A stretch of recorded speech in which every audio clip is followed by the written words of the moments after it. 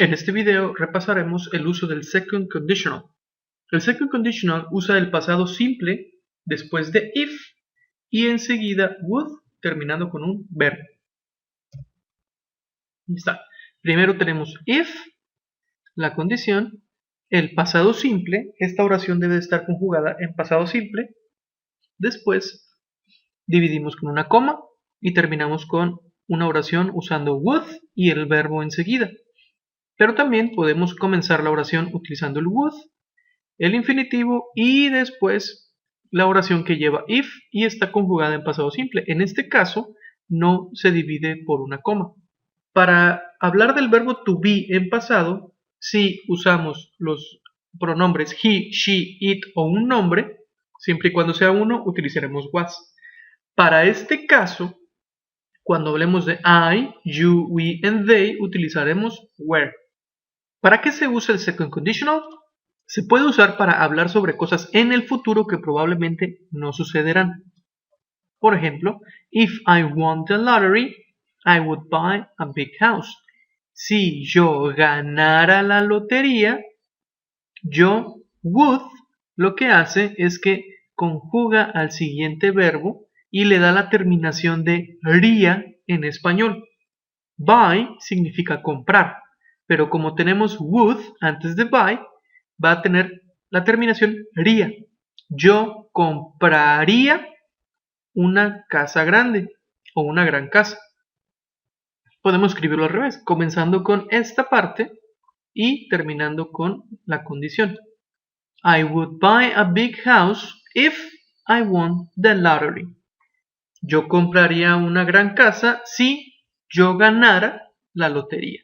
Entonces, esto es algo que puede suceder en el futuro, pero que no es muy probable que suceda. También puede usarse para hablar sobre algo en el presente que es imposible porque no es verdad. Por ejemplo, if I had his number, I would call him. Si yo tuviera su teléfono, recuerden que call significa llamar y would va a hacer que llamar termine con ría. Yo le llamaría. Yo le llamaría.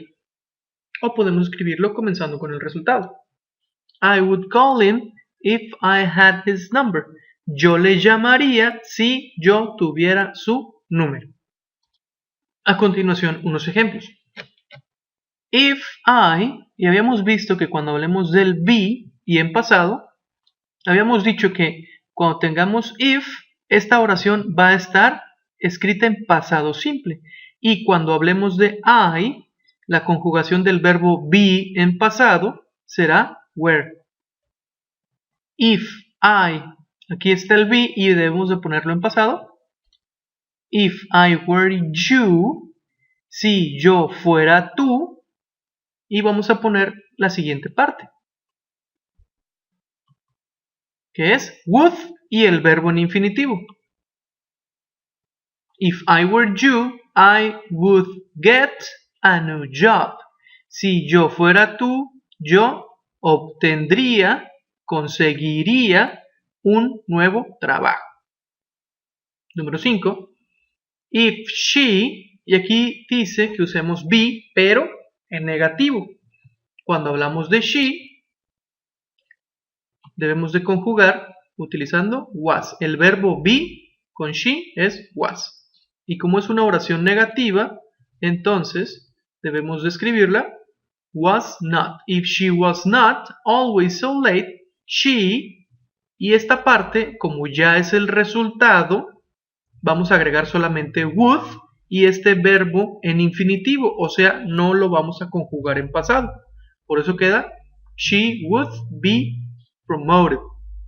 Si ella no siempre llegara tarde, was so late, ella would be promoted. Ella sería promovida. Por último, aquí estamos comenzando con el resultado y terminamos con if we. Lo que viene después de if, recuerden, está en pasado y lo que no tiene if debe de tener would y un verbo.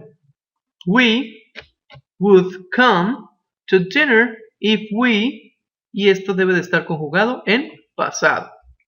Recuerden, ¿cómo sabemos cómo se conjugan los verbos en pasado? Pues vamos a checar la lista de verbos regulares e irregulares que ya les compartí.